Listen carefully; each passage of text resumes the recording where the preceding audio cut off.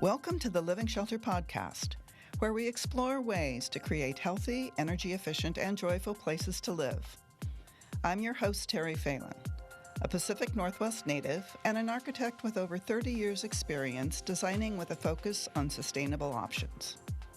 I am delighted to be presenting this podcast series as the Director of Sustainable Practice at Borden Vellum, an integrated design firm based in Seattle. Living Shelter's goal is to help you expand your green knowledge toolkit so together we can help build a resilient future that includes comfortable and sustainable places for everyone to live.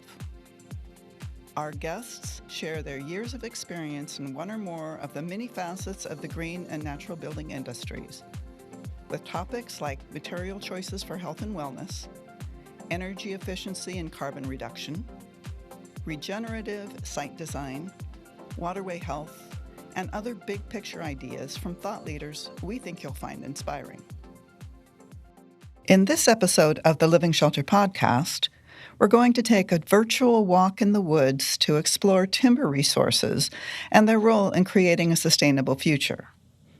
Our Pacific Northwest region is rich in these resources, and trees provide food and shelter both in their natural habitat and in their use as a harvested material.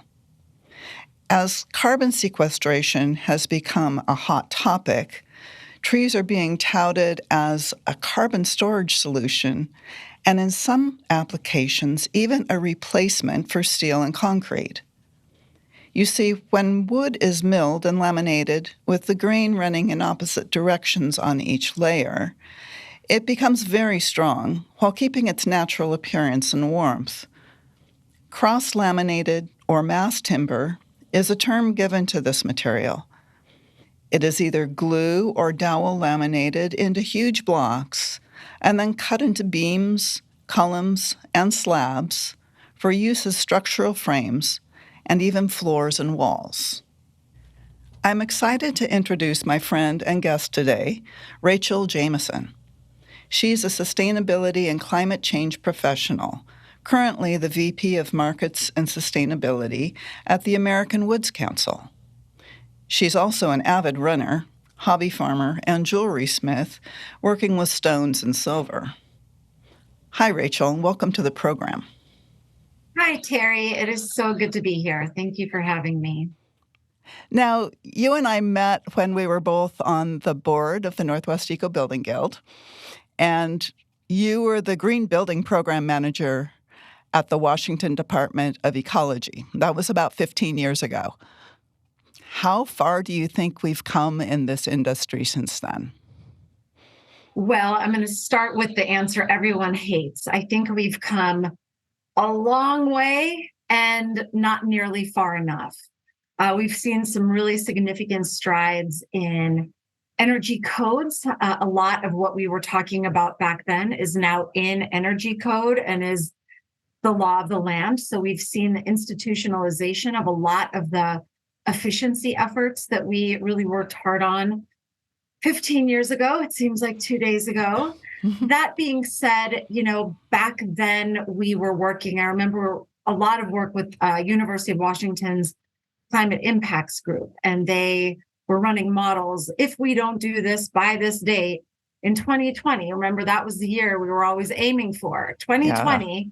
We're going to see essentially to the T everything that we're seeing now. Severe storm events, significant increase in wildfire globally, starting to see some of the climate refugee issues where people are no longer able to live in certain places. So while I think we have made some significant strides and we should commend ourselves for every success that we have achieved, we still have a long, long way to go to address the worsening climate crisis that remains, unfortunately, in front of us. I had hoped back then that you and I might be having different conversations in 2023 than the one that we're having today. Always great to see you, but, I'm not delighted that we're still tackling climate with the same level, if not more, urgency. Yeah, at least there's more people on board now, and there's more awareness of what the issues are. And I think there are conversations happening that were taboo back then. Yeah. People actually experiencing these climate change events has made a big difference there. And yeah, we keep working towards this big goal, and it keeps moving out. I mean, Architecture 2030 is now this platform for reaching carbon neutrality by 2030. It's only 7 years away. And when it was first created, probably 20 years ago, when it was first envisioned, I think, it seemed much more in the future. And Yeah. now it's just around the corner. So we have more tools at our disposal than we had then, but we have less time. So creating win-win situations, I think, is a great way of trying to approach that. And when you and I had some introductory conversations around today's interview, that was one of the things that rose to the surface, was how to create win-win solutions. And it sounds like the Woods Council is focused on that. So I'd like to dive in a little bit to the importance of wood in the climate solutions that we need. And I know that wood provides both carbon storage and sequestration. And you're talking about the difference between those two. And I still have trouble remembering that. So let's start there. If you could explain what the difference is between the two. Indeed. And I might actually back up just a little bit to give kind of a 2-second overview of what we do at American Wood Council, just so that listeners have an idea of who we are. We represent 86% by volume of wood products manufacturers in the United States. That includes everybody from very large companies that, a lot of us recognize their names, to one mill operations in very, very rural parts of the country. So we really have the gift of perspective from both ends of the manufacturing spectrum at American Wood Council. We are absolutely moving forward with the full support of our members. And I think that that's a point that I can't emphasize enough, that wood products companies recognize the climate imperative in front of us.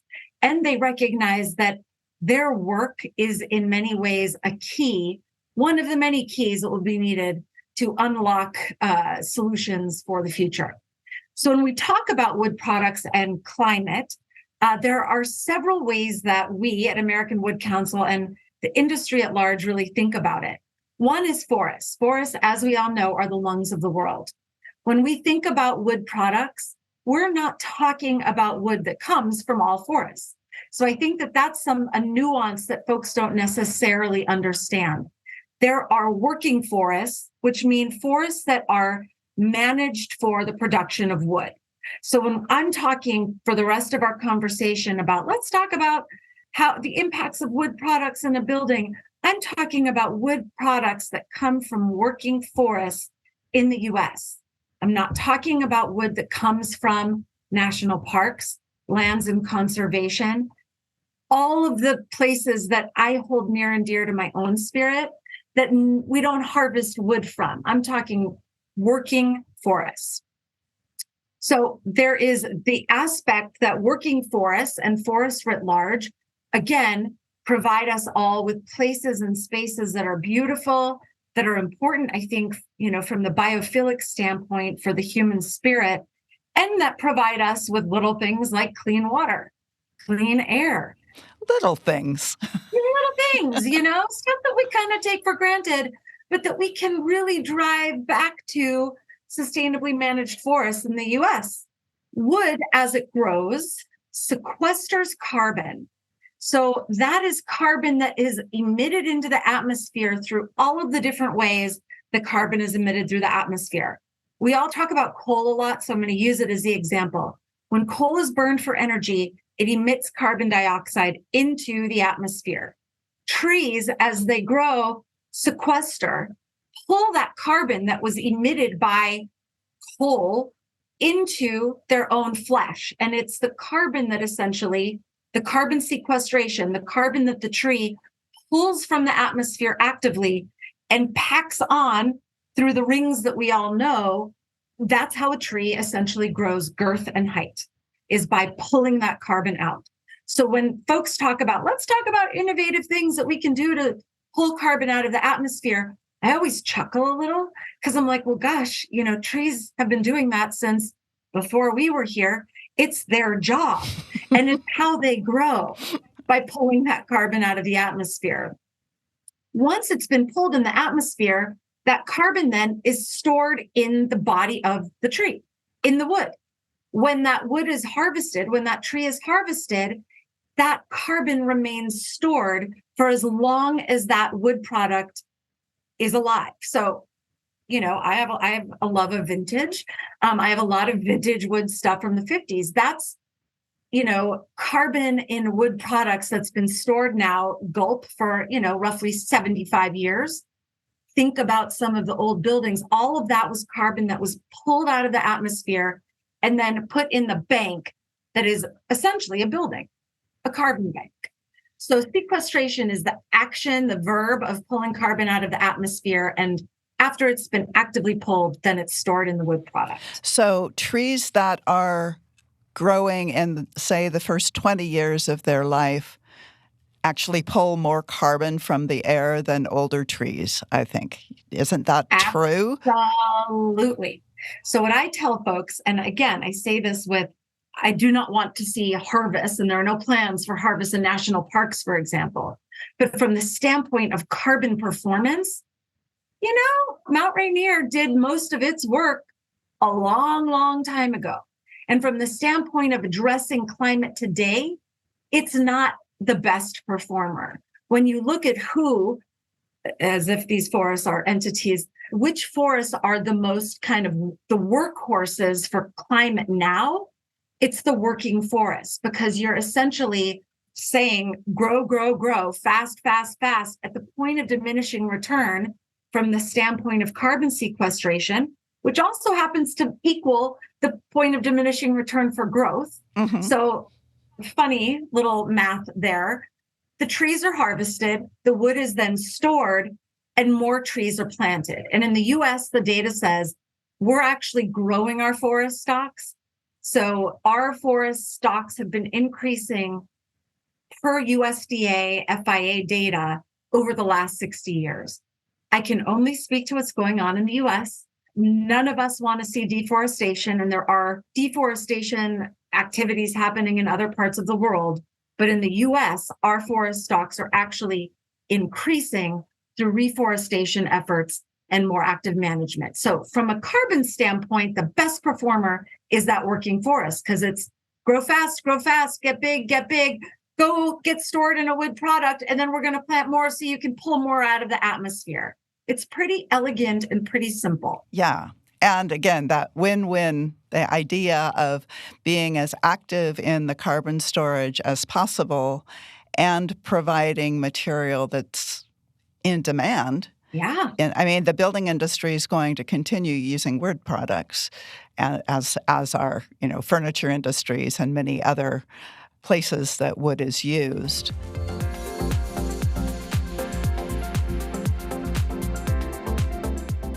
You're listening to the Living Shelter podcast. I'm your host, Terry Phelan, and I'm talking with Rachael Jamison about the role of wood and wood products in creating a more sustainable future. We're talking about carbon storage and sequestration. The working U.S. forests, are they all held by private companies? No, and I think that that's a myth too. So when we look at wood products that are grown and manufactured in the US, the big companies are the ones that have the capital to invest in infrastructure, mills, CLT plants, glulam plants, engineered wood plants, etc. But roughly 50% of their supply is coming from small family forest landowners. And I think that can sometimes get lost, that this sector is in many ways keeping these family forest owners in business, because they can't afford to build a mill for a once every 50 or 60 year harvest, right? Right. So they harvest, send it to the larger company. In many instances, the larger company actually gives them seedlings to replant to ensure that the land is in fact replanted after the harvest. So really working together with that family and providing, a pulse of income for these families that send kids to school, really are transformative and keep that, as we were talking about earlier, that perpetual carbon cycle, forest carbon cycle moving forward into the future. So, the US is made up of public lands, some of which is working, some of which is not, private lands, some of which is working, some of which is not, some of which is owned by large industrial landowners, a lot of which is owned by small family forest landowners. And a point that it shocks me every time I see it. I'm a data person. Only 2% of working forests in the US are harvested a year. 2%. Wow. 100% of that is replanted, plus some. So when you talk about sustainability and our need for a quilt, if you will, of different landowner types, different forest management objectives, the impact on the ground from the working forests, that part of that quilt is still pretty tiny and being replanted plus some. Thus, the USDA FIA's data saying our forests have been increasing in forest stock for 60 years, which is significant to me. Really? Really? So it's been increasing, even though, flying over the Cascades or the Rockies, and we see this patchwork quilt of clear-cut or very deeply cut forests, you would think that our forests are disappearing. Yeah. Yeah, that's a really good point you make. And I think that it's one that has created, unfortunately, quite a bit of confusion out in the world. A clear-cut forest in the Rockies is still a working forest. A clear-cut is not deforestation. It is not changing what that land is intended for. It's a working forest that was harvested by way of a clear-cut. That's a harvest mechanism that allows the next generation of the species to get the sun it needs. So there has been this myth that, we're going to selectively harvest. Well, you're never going to grow new trees because a Doug fir, for instance, in our neck of the woods, needs a lot of sun to thrive.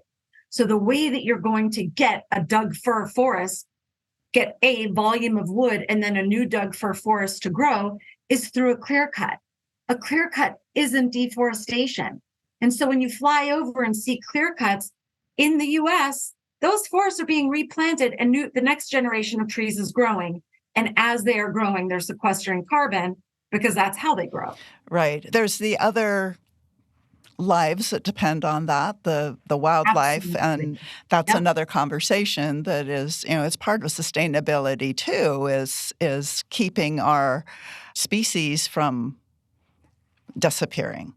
So it all has to be addressed in a balanced way. Agreed. And I think, I always want to come back to the US. We have the Endangered Species Act. Many states have forest practice rules, and there is quite a bit of research showing that clear cuts actually benefit habitat. Why? Because clear cuts are made to mimic natural disturbance, aka a wildfire. So wildlife, to say it's a different conversation, Terry, sometime I'd love to bring you out to a forest. When you want a real geek, go out to any forest manager, from the biggest companies in the US to the tiniest landowners, and they are keyed in to making sure that their operations are enhancing and maintaining habitat for all of the species that do rely on that land. And we talk a lot about carbon. I also personally wish we'd talk more about ecosystem services. Right. Forests provide water. Forests provide clean air. Working forests provide all of those. What doesn't provide clean water is a development. Right, right. And if working forests aren't able to maintain an income that makes sense in the economy, they're going to go away, and it's going to be, in many areas, developed, as we see around the Puget Sound region. So that's a really good thing to keep in mind. Yeah. Something that I'd like to understand more about in how wood is presented to the industry and how people can research what is a better choice than others. What are environmental product declarations, and how are you using those? Yeah. So, an environmental product declaration is a document defined by ISO 21930. Okay. Lots of numbers and letters. No one needs to know it, but it's an international standard for essentially building material manufacturers to, with math and quantitative data, transparently articulate the environmental impacts of the materials that they're producing. So an EPD provides information not only on emissions, every emissions for wood products, we start when that seedling is planted. So if there is an herbicide application, that's included in the emissions. All of the emissions associated with harvest are included. All of the emissions associated with bringing logs to the mill are included. All of the emissions at the mill are included. And we've even gone farther than a lot of EPDs and are talking about the emissions associated from the mill to the construction site. The approach that we've been taking in general, we've kind of called it radical transparency. We have a really good story to tell, U.S. wood products. And the best way that we can tell it is through empirical data. So American Wood Council, we've recently created a database where wood products manufacturers are entering all of the EPD data, in addition to emissions, water impacts, air impacts, sources, on-site renewable energy or not impacts. I mean, it's a broad spectrum of environmental impacts. We focus, and policy folks focus a lot on the carbon impacts that an EPD describes, but they're much broader than that. So they're really life cycle impacts, both from a carbon and other environmental support systems. That's exactly right. It's a product life cycle. So an environmental product declaration essentially talks about and makes transparent the environmental impacts of a building material, so that when you specify CLT, you know what the impacts of that CLT are. Wood, and we don't even include this in our EPD, is the math in the emissions, for example, and the carbon math in an EPD doesn't actually include the stored carbon. Oh, wow. It's just the emissions. It's just energy out. So we talk about biogenic carbon, but it's not included in the final numbers. So when you really kind of look at, okay, if I'm getting my product from a US manufacturer, I know based on USDA data that those forests are being replanted. So it's a net positive from the standpoint of storage. And that's not even considering the fact that our EPDs demonstrate through empirical numbers very, very low carbon and environmental footprints in general. So we have low embodied energy in the US, I think 75, give or take a couple based on the year, % of energy is produced on site through residual biomass. It's a zero waste process. That's impressive, if that could only happen in all manufacturing, right? Yes, ma'am. And other manufacturers end up looking to wood products manufacturers. Do you have any extra hog fuel or biomass, from shavings and stuff from your milling process so that we can use it? And they end up using wood products to bring their own footprints down. Right. So you're really talking about the reuse of the trash, the waste that's created there. There's also reclamation of old wood. It's been storing carbon for a century sometimes or more, and that is being remanufactured into usable products, both structural and visual products. Yeah. And moving us towards a circular economy, how does that come into the picture of the Wood Council? also front and center. So American Wood Council manages a resource hub for upcycling and recycling wood products. To the extent that we can provide a platform for folks to buy already manufactured or reuse existing wood products, we are doing everything in our power to do that. We can't force people to do it, but we can create a place where the information on how to procure those materials is centralized. So that is one of the ways that we're working there. We've also really been working with the A&E community in general. There are some real innovators, and with the advent of mass timber and the allowance for tall mass timber buildings, the ability to design for deconstruction is a big one. So in Seattle, for example, Susan Jones, a really innovative, forward-thinking, someone you might want to get on your show one time. She's working on an affordable housing project made of mass timber that can be deconstructed at the end of life and put to different use. So it was designed like Legos, essentially. Let's put it together and take it apart and put it back together in a different format when this iteration is done. Let's take a minute to explain what mass timber is. Some of our listeners are not industry professionals, so the CLT and mass timber are terms that are new to them. So CLT is cross-laminated timber. So it's almost like giant plywood. They're often glued together like plywood, but some are doweled together with no glue.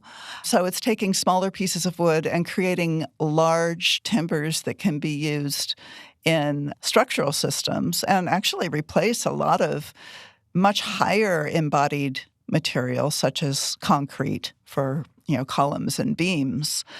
So, mass timber is all the different types of laminated timber and how it is put together and then used for construction projects. And CLT is probably the one, besides plywood and glulam beams, that's been the most talked about in recent years. But I just learned about DLT, the dowel laminated timber. So very exciting stuff. And yes, Susan Jones is a very inspirational architect from the Seattle area. I believe she built her own house out of CLT maybe 10 years ago as a way to explore the material and the process, and has been a big advocate of it and really pushing policy around it ever since. Indeed. I mean, and I think, it's easy to go down the path of embodied carbon, and we need to, stored carbon, and we need to, all environmental impacts necessary.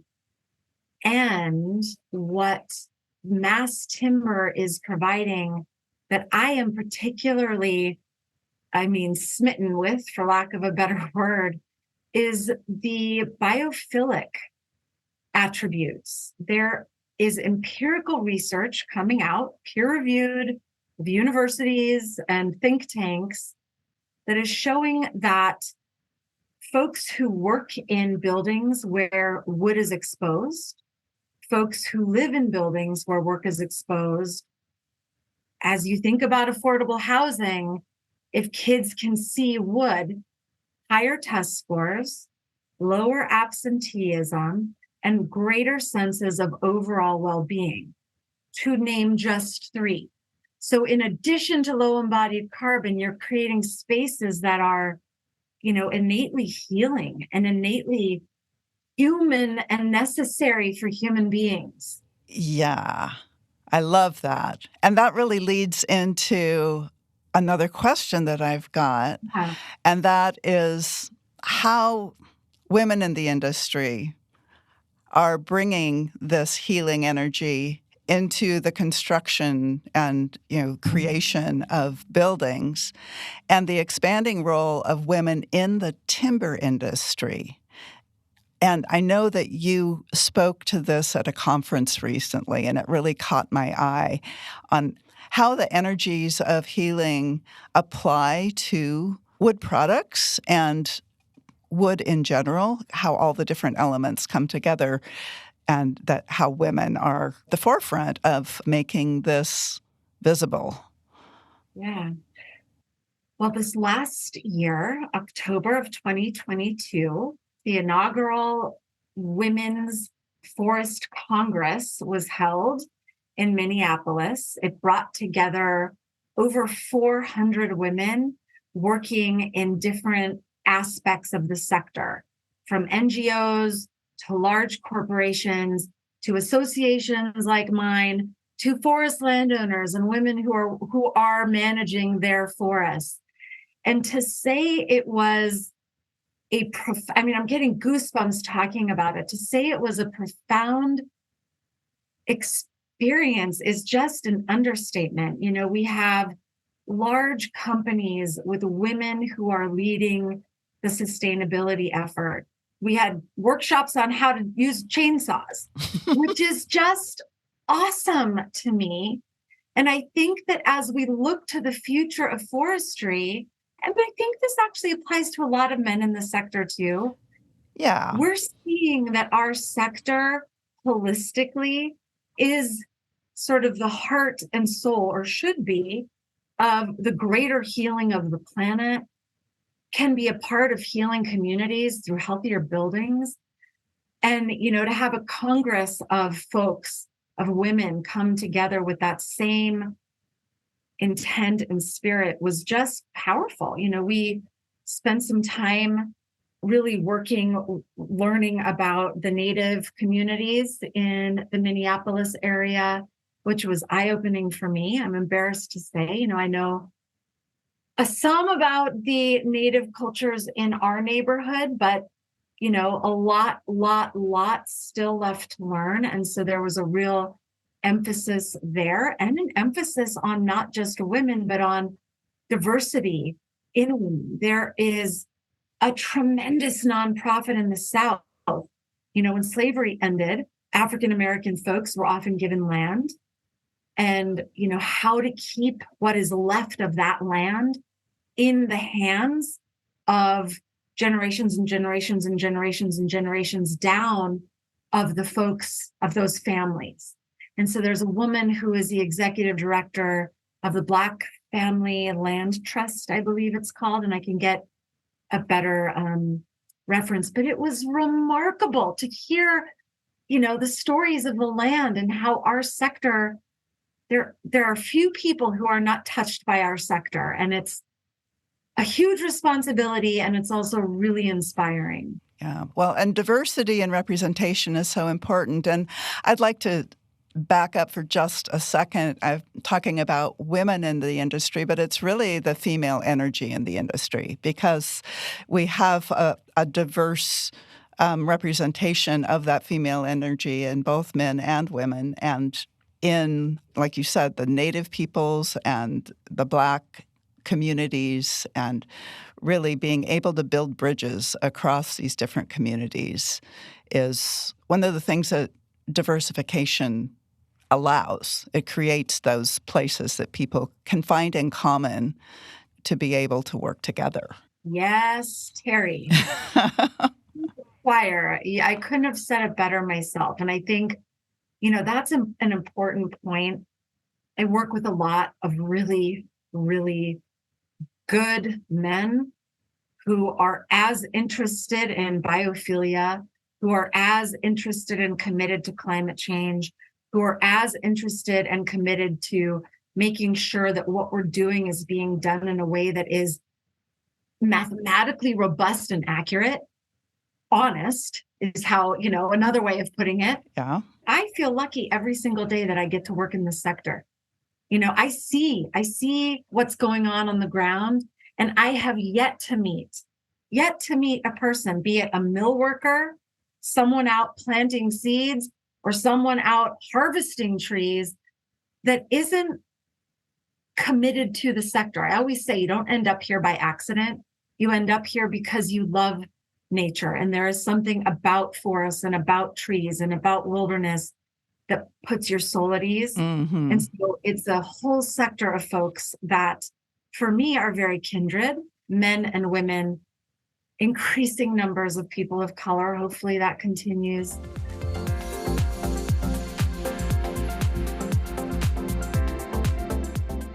You're listening to the Living Shelter podcast. I'm your host, Terry Phelan, and I'm talking with Rachael Jamison about the timber industry and the expanding role of a diverse population in the natural resources sector of industry. I love the idea of a both-and approach rather than adversarial. I'm back to that win-win conversation. I remember years ago, one of my mentors, David Eisenberg, taught me that you get a lot more open doors if you go in with, a partnership proposal with like a building official, say, and really looking at, how we can do things together. What are some of the ways that you are seeing we could do this better? Yeah. I think that, in the spirit of radical transparency, the forest sector has evolved and changed significantly over the past 60 years. I would be lying if I said our practices 60, 70 years ago were good. They weren't. But they are markedly different now. And so I hope that we can come together in more effective, constructive, like link arms, let's do this for the climate kind of ways, is with NGOs that have previously taken adversarial approaches to forestry. A lot of which, when those roles and those positions were taken, were valid, but things have evolved significantly since the roots of many of those organizations were planted. Can you give us some examples? Yeah, I think that I don't want to name any entities because, again, Right. I am like you, a bridge builder, but I think we touched on it a little bit that there is a conflation between clear cut and deforestation. No one in the US forest sector, I promise you, as a proponent of deforestation, hard stop. We see what's going on in other parts of the world and we are just as horrified. That's not going on here. So how can we nuance, we collectively, our perspective of forestry to recognize that we have to have different lenses depending on where we're looking, and some areas may be, hey, it's okay if it's in the US.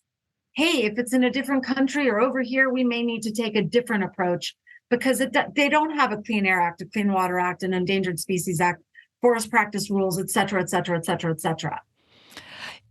Now, FSC certified lumber is one of those places that, the sustainability community has rallied around as being important. And I know you and I talked a little bit before a recording about how FSC certified you feel isn't as important in the United States. How do you frame that to an organization that has a specification written around FSC being required? Yeah. I think that, and I'm hoping that we as a sector, building sector, are evolving beyond certification as the only proxy for verification of sustainability. Certification plays a really important role, particularly when you're dealing with imports that are coming from countries that don't have a robust legal framework. Using FSC as an example, however, you have, different FSC standards for different parts of the world. And FSC, the standards are based on being better than what's in place. So if what you have in place is an A, then to be FSC certified, you have to be an A plus. Okay. If what's in place is a G, then you have to be an E. But the E is still not as good as the A before certification. And so how do we nuance our view and say, oh, in this particular instance, this is appropriate. I want to get certified wood because it's coming from an area where there's high risk of deforestation, there's high risk of bad practices. So it isn't then this kind of one size fits all, click a box. It's, oh, is my wood coming from a CLT manufacturer in the US? Okay, I feel confident there. Mm-hmm. Is it coming from other parts, and again, I don't want to name other countries, but is it coming from other parts of the world where there isn't, the same regulatory baseline that wouldn't even meet certification thresholds in other parts of the world, then, certification is helpful. Yeah. I have some very passionate guests coming up that I know, they have a line in the sand on FSC certification. And how do we create a checklist per se, or, you know, where can people go to learn what is a good practice that we can be using here?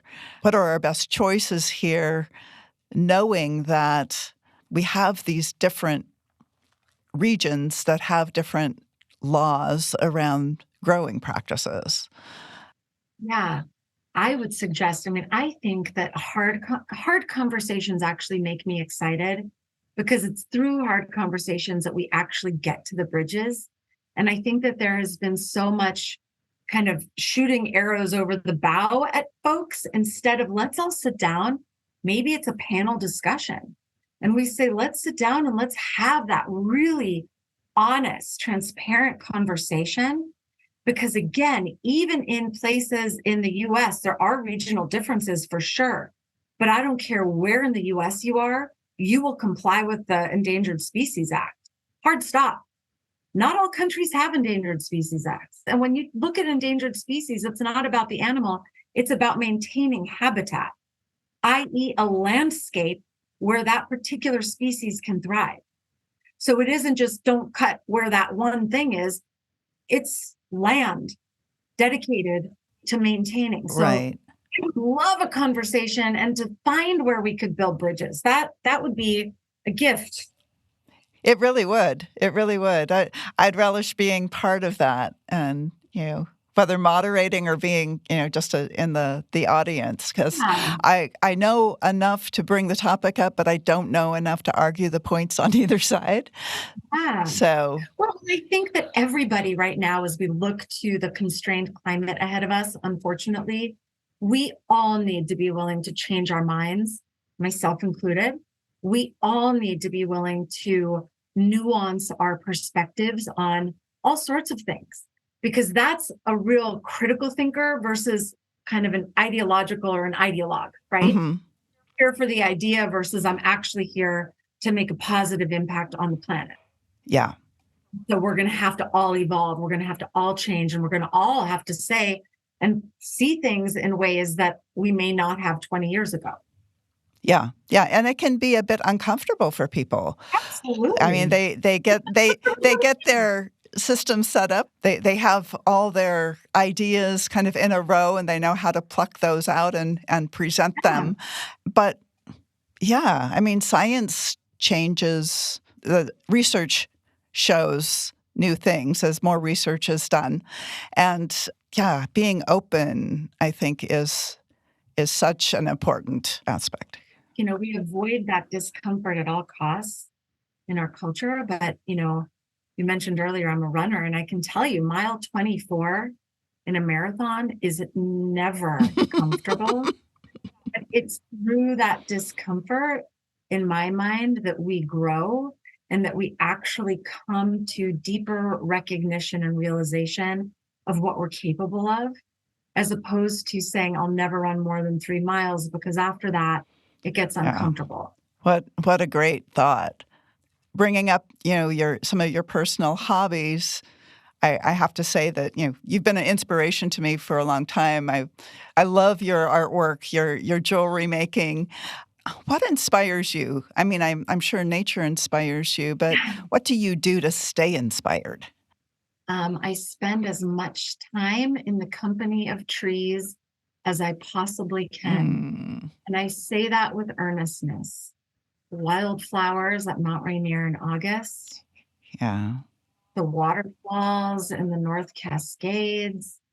Our planet is so precious and so breathtaking. When I am not working, I have chickens and bees and big garden. We're out in the backcountry because, again, I think that the human spirit, not to sound, well, I'm just going to be me, yeah, Terry. Can't, please. the human spirit, we're part of that web. We're part of that larger story. And if we're essentially not putting ourselves in those chapters, we're missing out, I think, on parts of our own hearts, minds, and souls that were available to us when we were born, right?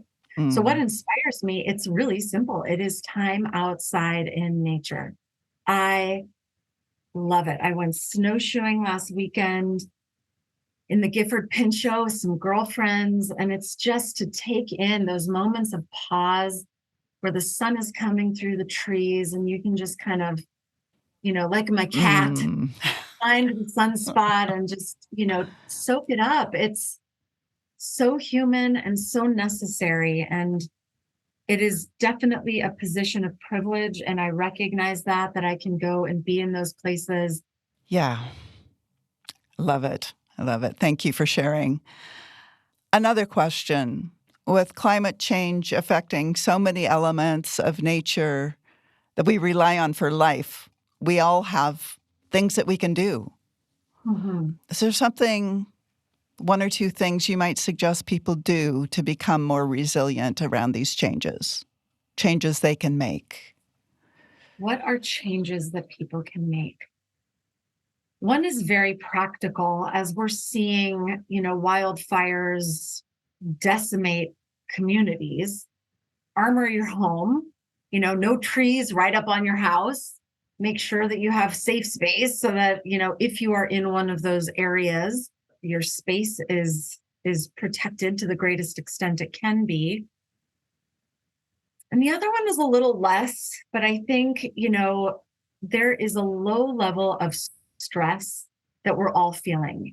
I've been in Washington for almost 30 years, and it's only been the last few years, right? 2020, we missed all of our climate goals, and here we are living the consequences. It's only been the last few years that the smoke has been just horrendous. And so to me, it's, one of the second thing I would say is to show one another grace, that, we're all living in unprecedented times together.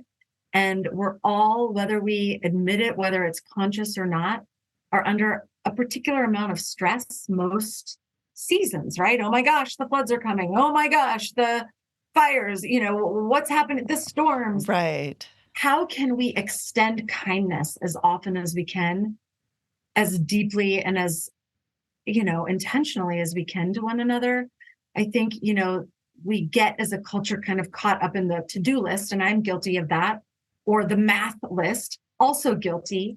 But what are we doing? I used to ask my daughter when she would bring her report cards home, did you do your best? Yep. If someone says yes, you can't really ask much more. And did you do something every single day to make somebody else's life better? Right? Yeah. And if you can say yes to those two things, what are we doing day to day to help one another out? So that would be my second. I love it. I love it. I love that you have, the perspective is something practical and then something really human, really, supportive. We are a community. We're here to support each other.